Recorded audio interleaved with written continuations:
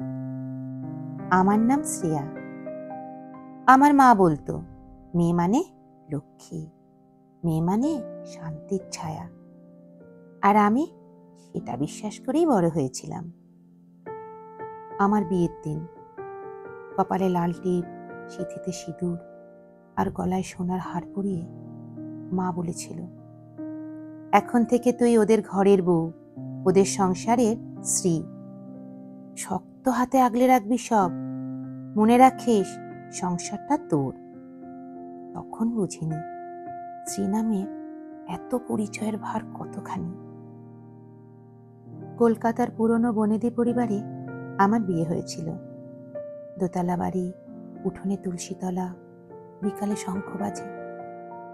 বাড়ির দরজার গায়ে বড় করে নাম লেখা, বসু পরিবার। প্রথম কিছুদিন খুব ভালোই কেটেছিল। নতুন অনুভূতি, নতুন শাড়ি, নতুন মানুষ, নতুন সংসার। কিন্তু আস্তে আস্তে বুঝতে পারলাম এই সংসারে আমি নতুন নই।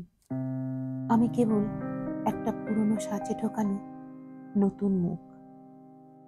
ঘুম থেকে ওঠার সময় কথা বলার ভঙ্গি, কারোর সামনে কতটা হাসা যাবে, শ্বশুরমশাই কখন চা খাবেন, শাশুড়ি কখন পান খাবেন, সবকিছুর নিয়ম লেখা ছিল যেন অদৃশ্য কোনো বইতে। আমি বরাবরই ভীষণ মিশুকে। কেউ একটু ভালোবাসলেই তার সাথে এতটা মিশে যায় যেন সে আমার কত পুরনো বন্ধু। কথা বলতে ভালোবাসতাম। সেই নিয়ে একদিন শাশুড়ি মা বলছিল, শোনো বউ, বউদের না একটু চুপচাপ হওয়াই ভালো, বেশি কথা বললে চরিত্রটা হালকা লাগে। আমি মাথা নেড়ে সম্মতি জানিয়ে হেসেছিলাম শুধু, কারণ তখনও ভেবেছিলাম শান্ত থাকলেই ভালোবাসা পাওয়া যায়। কিন্তু ভালোবাসা তো চুপ করে থাকার জিনিস না, তাই না? আমি লিখতাম আগে, বিয়ের আগে কলেজে থাকতে কবিতা লিখতাম। ছোট ছোট কথার ভেতর দিয়ে নিজের মন খুলে দিতাম পাতায় পাতায়। বিয়ের পর প্রথম কয়েক মাস কলম ছুঁয়েও দেখিনি। ভাবতাম সংসারটাই এখন সব, সংসারের মানুষগুলোই আমার সব। ওরা খুশি থাকলেই আমিও খুশি, নিজের জন্য কিছু চাইতে নেই। কিন্তু এক সন্ধ্যায় বারান্দায় দাঁড়িয়ে পাখিদের উঠতে দেখছিলাম।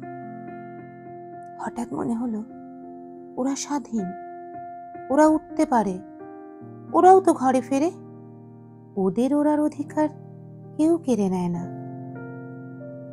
সেদিন নিজের পুরনো ডায়েরিটা বের করলাম। পাতাগুলো ধুলো ধরা, তবু গন্ধটা একদম চেনা, নিজের গন্ধ। রাতে চুপচাপ ডেস্ক ল্যাম্পটা জ্বালিয়ে বসেছিলাম টেবিলে, চোখের সামনে খোলা পাতা, পাশেই ধুলো ধরা পুরনো ডায়েরিগুলো। ভেতরে ভেতরে কেমন যেন যেন বহুদিনের চেপে রাখা কথারা আজ মুক্তি চাইছে। একটার পর একটা পুরনো লেখা বের করে আনছিলাম।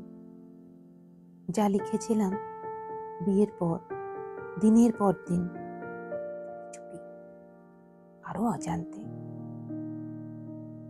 সেই রাতে হঠাৎ ঠিক করেছিলাম, আর না, এবার আমার কথাগুলো শুধু খাতার পাতায় নয়, মানুষের মনেও জায়গা পাক। পুরনো সব কবিতা, অনুভব, ডায়েরির পৃষ্ঠা এক এক করে একটা পাণ্ডুলিপি বানালাম। নাম দিলাম রেশম জাল। যে জাল আটকে রাখার নয়, যে জাল ছিল অনুভবের, ভালোবাসার, প্রতিবাদের। একটা মেয়ের নিজের ভেতরের ঘর বানিয়ে নেওয়ার গল্প। খাতার প্রথম লাইনে লিখলাম, ঘর বলতে শুধু দেওয়াল বোঝায় না, ঘর মানে তো একটা মনেরও দেওয়াল। আমি সেই দেওয়াল ঠেলে একটু আলো খুঁজে নিতে চেয়েছিলাম। আমি পবিত্র ছিলাম না, আমি সাহসী হতে চেয়েছিলাম। তারপর পুরোটা রাত কাগজে কাগজে ছড়িয়ে গেল আমার ভেতরের রেশম জাল। যে জাল নরম ছিল, মোলায়েম ছিল, কিন্তু আটকে রাখার জাল ছিল না। এ ছিল নিজেকে ছড়িয়ে দেওয়ার এক চেষ্টা। শেষ লাইনে লিখলাম, আমি তো শিখিনি কেবল ঠাকুর ঘরের প্রদীপ জ্বালাতে, আমি তো শিখেছি নিজের ভেতরের আলো জ্বালাতে। পরদিন প্রকাশনীতে পাঠালাম, কিছু না ভেবে। 3 সপ্তাহ পর ওরা ফোন করল, আপনার কবিতাটা আমাদের সংখ্যায় ছাপাবো, আপনার নামটা কি দেব? শ্রেয়া বসু তো? আমি হ্যাঁ বলতে গিয়েও থমকে গেলাম। না, এই লেখা শুধু ঘরের পরিচয় না, এই লেখা সেই শ্রেয়ার যে নিজের নামের মানে বুঝতে শিখেছে। আমি বললাম, না, নাম দেবেন শ্রী, কারণ এটাই আমার দ্বিতীয় জন্ম। ছাপা হলো আমার লেখা রেশম জাল। কিছুদিনের মধ্যেই বইটা অনেক জনপ্রিয়তা পেল। ইন্টারভিউ নিল আমার, বাড়ির লোকজন জানলো, অনেকে মুখ ঘুরিয়ে কথা বলল, অনেকে প্রশংসায় পঞ্চমুখ। শাশুড়ি ঠোঁট বাঁকিয়ে বলল,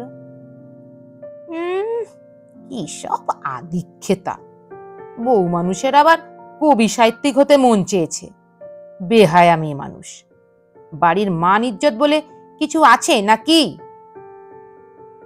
আমি সব সময়ের মতন এবারও চুপ থাকলাম, কিছুই বললাম না, শুধু নীরবে হাসলাম। আমার স্বামী মিহির প্রথমে কিছু বলেনি, তারপর রাতে বলল, তুমি যদি এসব করে খুশি হও করো, আমার কিছু বলার নেই, তবে সাবধান, সংসারটা যেন না ভোগে।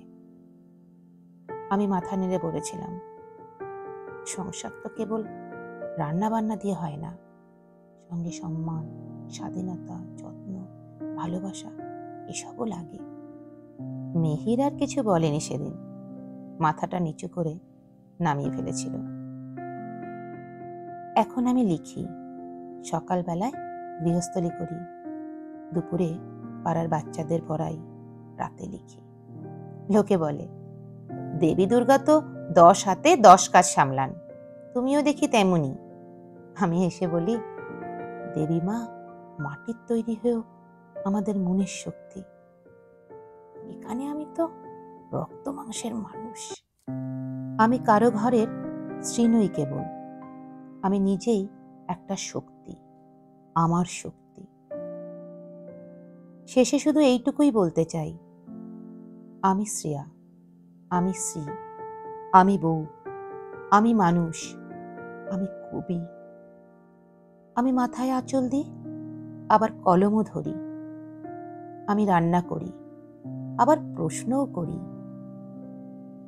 আমি ভক্তি জানি, কিন্তু নত হই না। আমি শ্রী, আমি সেই নারী যে ঠাকুর ঘরের পাশে থেকেও নিজের জগৎটাকে গড়ে তোলে ধূপকাঠির ধোঁয়ার বাইরে।